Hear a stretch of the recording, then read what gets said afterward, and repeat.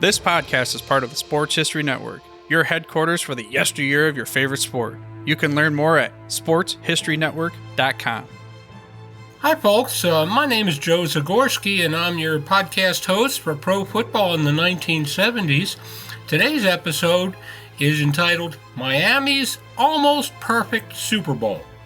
Now on January 14th, 1973, the Miami Dolphins completed a seemingly impossible dream by defeating the Washington Redskins in Super Bowl VII by a score of 14-7. The win put a capper on Miami's perfect 17-win, 0-loss season, a record of success that has yet to be equaled in pro football history. That 1972 undefeated season of the Dolphins has been dissected by many over the years. In this episode of my podcast, I would like to take a closer look at that Super Bowl VII game and to address some unique aspects to it. Now, keep in mind that the points that I discuss here rank in no particular order of importance.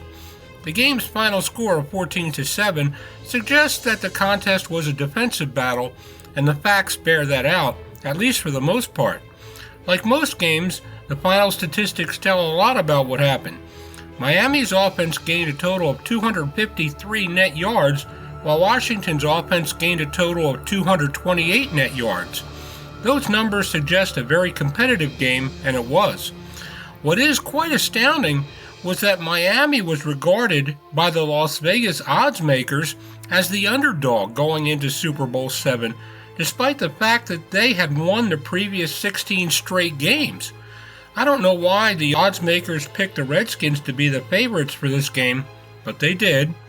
Now, prior to the game, reserve Redskins defensive lineman Manny Sistrunk decided to run his mouth, saying that he was going to run over Miami's all-pro offensive guard Larry Little. During the first half, Little proceeded to pound Sistrunk into the ground. On the game's winning touchdown, a 1-yard run by Dolphins running back Jim Kick in the second quarter, Little steamrolled Sistrunk, thereby giving Kick enough room to get into the end zone.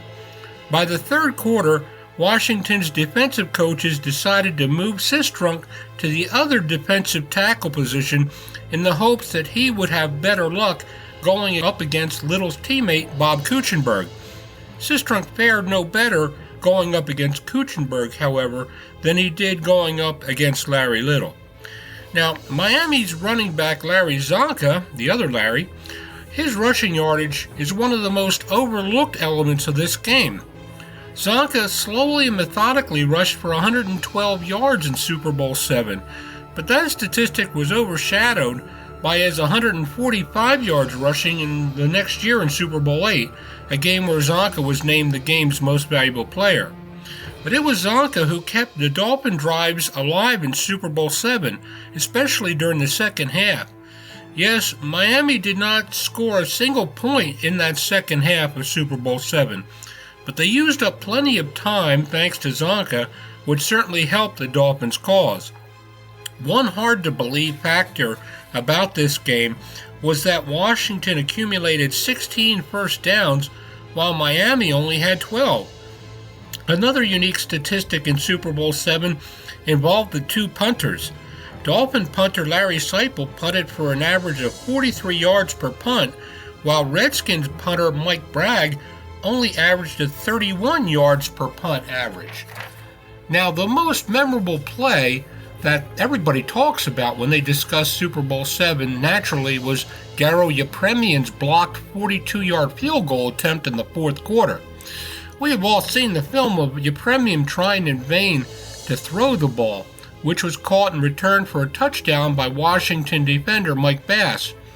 But did you know who blocked Yepremian's kick? It was actually blocked by the back of a player's head. It's true. Washington defensive tackle Bill Brundage somehow had his body twisted around, and as Yepremian kicked the ball, he kicked it low enough to thud against the back of Bill Brundage's head. It was just one of those many strange and unusual plays in a somewhat strange and unusual Super Bowl. Now, for our Pro Football in the 1970s trivia question for this podcast episode, do you know Who was the holder for Gary Yepremian's failed field goal attempt in Super Bowl VII? Once again, I thank you for listening in. I'm your host, Joe Zagorski, and I look forward to chatting with you again on our next podcast episode. Take care. This podcast is part of the Sports History Network, your headquarters for the yesteryear of your favorite sport. You can learn more at sportshistorynetwork.com.